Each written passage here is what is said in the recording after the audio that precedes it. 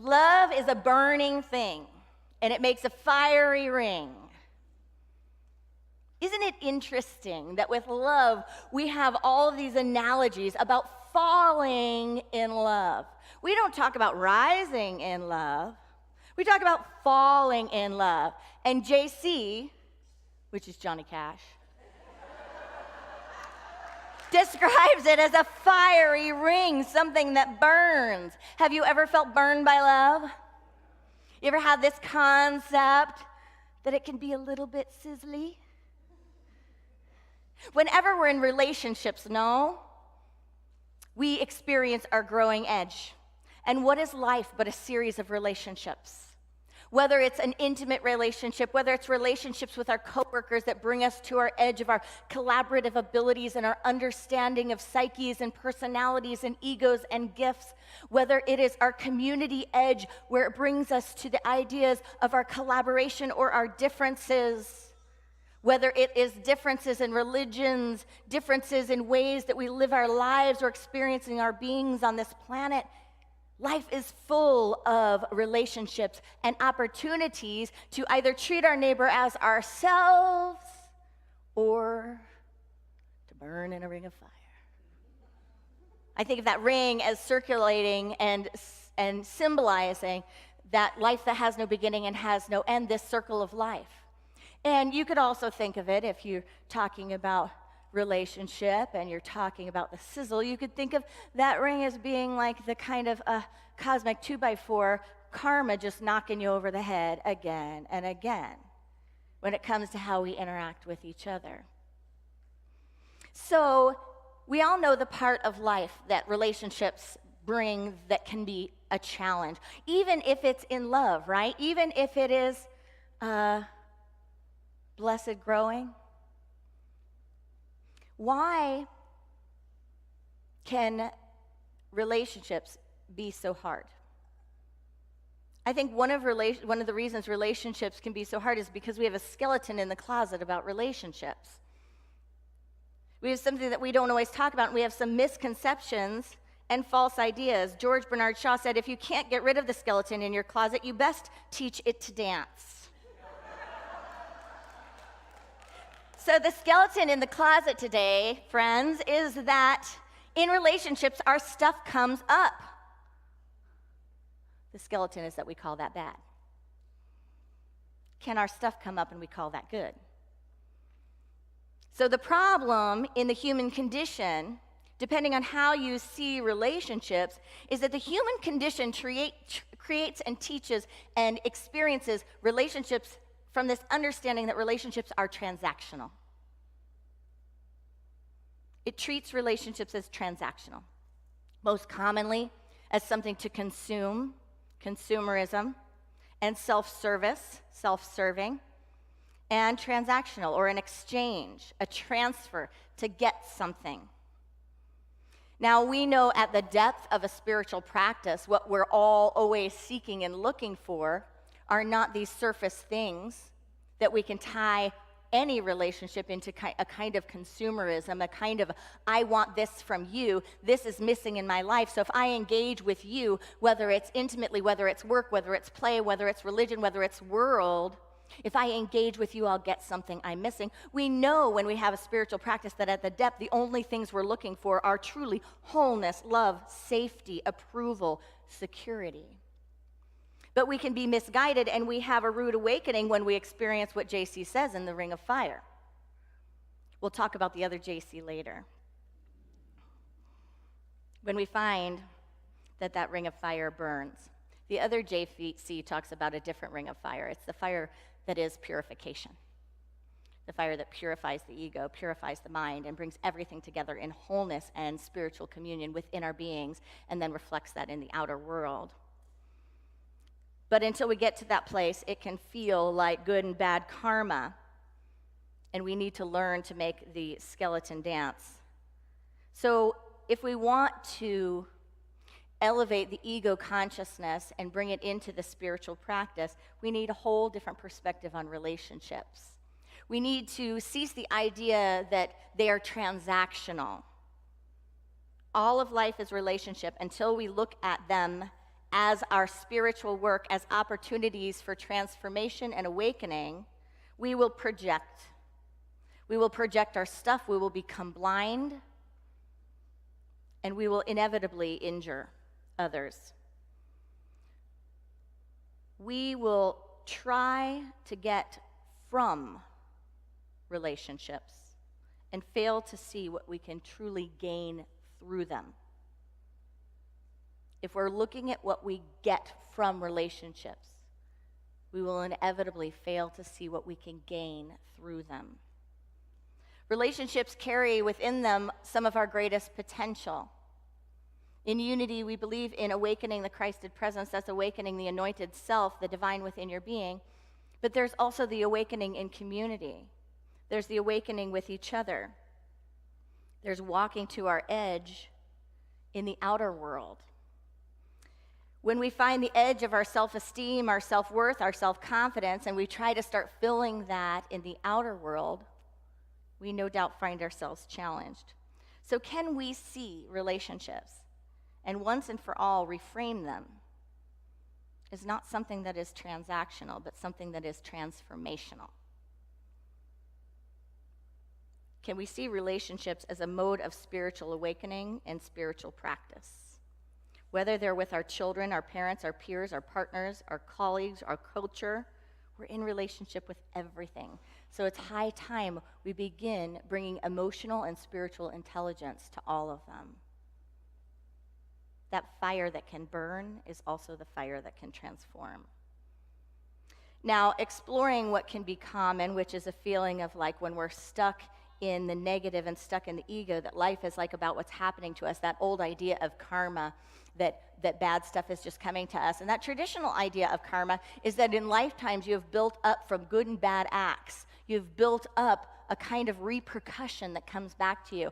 Charles Fillmore more taught consciousness. He taught that it's instant, that we have a consciousness, and it's not that karma is a law of punishment, but it's the law of mind action, the law of divine justice, the law of order, that actually there is a reckoning, but it's for our best, it's for our highest and good, that in fact, if we have a limitation in thought and mind, if we have a limitation within our own perception and perspective, we will shake it out in the outer world.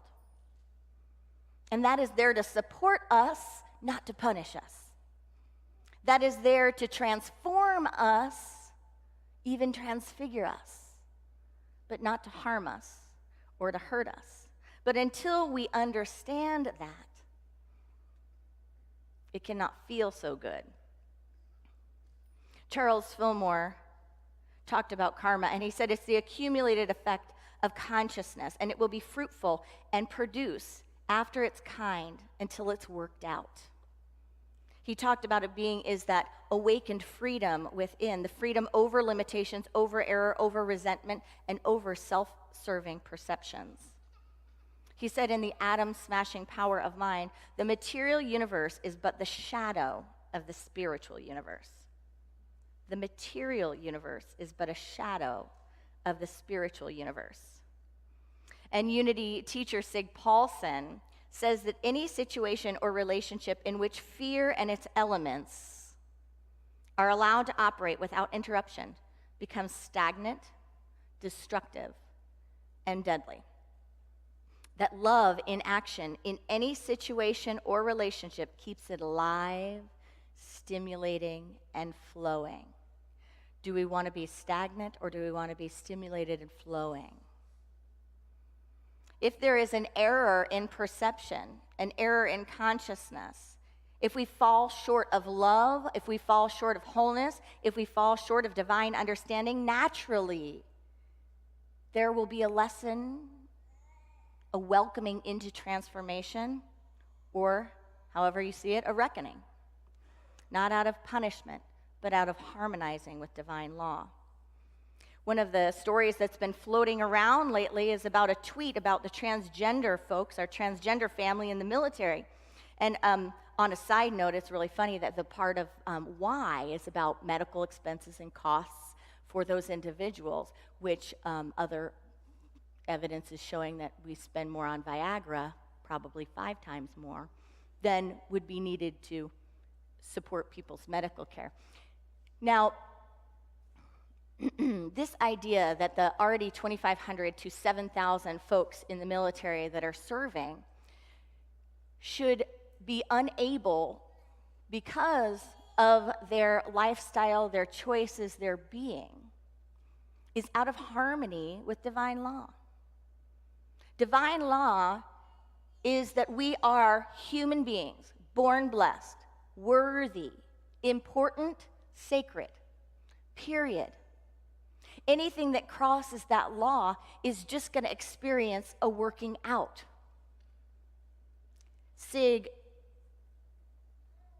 Charles Fillmore talked about when these things come up in the mind, these things that separate us, these things in relationship where we may not understand what we call other, where we may try to diminish the wholeness of any individual, of any perception or perspective of any other religion, of any other gender, whatever it is. And he talks about it in the 12 Powers of Man when he says, we have within us, bound in the cage of the subconsciousness, all the propensities and the savagery of animals. In the regeneration, these are brought forth and a great reconciliation takes place. So when we raise consciousness, this stuff gets turned up. When we're evolving as beings, as human beings on this planet, this stuff comes up. We're brought to our edge. He goes on to say, sometimes whole nations seem to revert from culture to savagery without apparent cause, but there is always a cause. These reversions are the result of some violent wrenching of the soul or of concentration to the exclusion of everything else on a line of thought out of harmony with divine law. Divine law teaches us that we are born blessed, that we are whole. Anytime we try to apply to ourselves, to others, or to our world an archaic idea that's not aligned with truth, an idea that we're somehow not whole, that we're somehow not saved in the light that we are, in the beingness that we are, there will be alignment issues. And we will feel that fire of transformation is a burn. Just recently, in the state of Missouri, we probably all have heard that the NAACP issued a first ever statewide travel advisory right here in Missouri. Right here. Because some of the practices that are being supported in Missouri, some of the profiling, some of these ideas that equality is not a thing of today, some of these things that allow people, enable people to support ideas of limitation, ideas that maybe everyone shouldn't be able to be treated as a human being, and their rights or the conversation should be based on other choices and enabling that type of treatment. That's out of harmony with divine law, no? It's an archaic idea that we've gone through when we looked at racial inequality and we've looked at voting rights, when we've looked at women's rights. It's human rights, folks, human rights. For any human, there are rights. But when we get out of these ideas and we get into these separation consciousness experiences, we have fear or there are divisions, we step out of love. And when we step out of love, we step out of working with that harmonizing faculty, that flow that is growing each of us into a greater state of wholeness.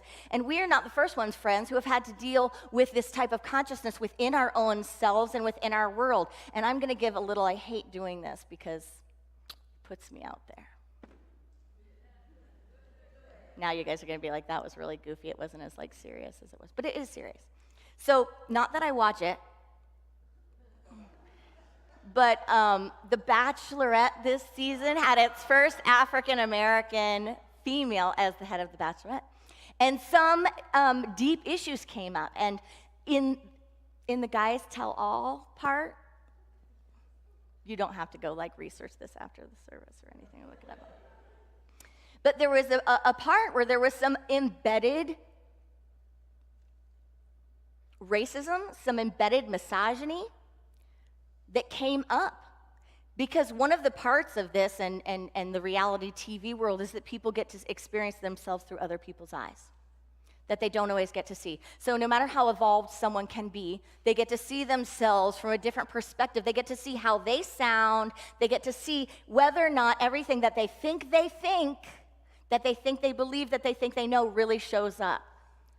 So there was a guy, and there was some experiences that people were having with him, and there was this beautiful outpicturing at the end of all of these very mature spiritual individuals saying, let's come together to support love evolving here. Let's take this as an opportunity to demonstrate healing and deeper levels of awareness so that we can grow and continue on the path of healing gender issues, healing race issues, and seeing our own awakening. And that, friends, is relationship. Only when we're willing to do that in any and every relationship, when we're willing to just humble ourselves and be able to see that in relationships we get to see ourselves from outside in, we can transform. If we keep resisting that, it burns, does it not? So anyway, that was just a little side story. We're not the only ones that have dealt with these kind of ideas, these limited ideas within ourselves and within our world. The master teacher also had to deal with this with his disciples. Now, there's a gospel that is not as well known. It was part of the Nag Hammadi library, found in 1945, and they've known about this gospel like in ancient times. They knew about this gospel, but they didn't know that there were any surviving copies. So they had heard of it referenced. It was well known that it had existed. But in 1945, it was found, and this is the Gospel of Thomas. The Gospel of Thomas is a sayings gospel, so unlike the other ones that really have a narrative, this is just phrases, just teachings. So it is just numbered sayings of the master teacher. And here's some of the conversations that led to these statements. Here are the statements. In the Gospel of Thomas 4, Jesus said, "The person in old days won't hesitate to ask a little child 7 days old about the place of life, and that person will live. For many of the first will be the last, and will become a single one." Sayings Gospel 22. Jesus saw some babies nursing. He said to his disciples, "These nursing babies are like those who enter the Father's domain." They said to him, "Then shall we enter the Father's domain as babies?" Jesus said to them, "When you make the two into one, when you make the inner like the outer, and the outer like the inner, and the upper like the lower, and when you make male and female into a single one, so that the male will not be male, nor the female be female. When you make eyes in place of an eye, a hand in place of a hand, a foot in place of a foot, an image in place of an image, then you will enter." He also dealt with his disciples around Mary. And you could say that this is the first transgender story in Scripture. The disciples had clearly a problem with Mary, who may have been Jesus' greatest disciple. In 1:14, Simon Peter said to them, "Make Mary leave us, for females don't deserve life." Does it sound like any consciousness we've heard? Right? This is part of the human condition. The human condition is to see in form and construct, to get stuck in dogma and ideologies that don't serve the highest. And what is Jesus' response? Jesus said, "Look," and I think he probably added a few other words in there. Look, I will guide her to make her male, so that she too may become a living spirit resembling you males. For every female who makes herself male will enter the domain of heaven. Now, do we think Jesus is really talking about a trans surgery for Mary? Or is there another conversation going on here? Another conversation about the one humanity, the one spirit that we all are, and saying, this one is not different from you. If this one follows the way and the truth and the light and the life, it will become the light, and it will be all one thing. Get out of the small ideas about worrying about the gender identity. Get out of the small ideas that separate you. Get out of the ideas that limit your mind and come to the awakened consciousness. He says in 66, show me the stone that the builders rejected. That is the keystone. The one that is rejected, friends, is where our work lies. Where the expansion of the heart that will bring in the cosmic Christed awakened consciousness into every moment, that puts the practice to the test. That will be where the answers are. That will be where the awakening is. In 70, Jesus said, if you bring forth what is within you, what you have will save you. If you do not have that within you, what you do not have within you will kill you. The master teacher continually talks about heaven and hell as states of consciousness through his expressions. When he gets questions about when this will come, when the awakening will come, do I have to become like a baby? Do I have to become like a man? Do I have to do this and do that so it'll happen out there? And then he keeps saying, it's already done. It's right here. It's within you. The wholeness, the love, the truth, it's right here within you. Break the chains that bind you. Break the ideas that limit you. Fillmore said love in divine mind is the idea of universal unity. In expression, it is the power that joins and binds together the universe and everything in it. Love is a harmonizing, constructive power. When it is made active in consciousness, it conserves substance and reconstructs, rebuilds, and restores man and his world. Limitation, friends, is common. Conflict is common. Relationships are common, and differences are common.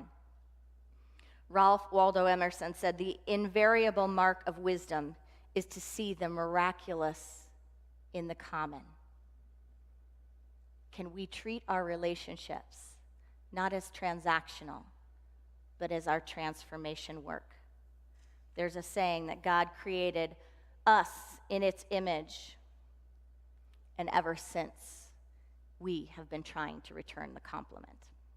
Namaste.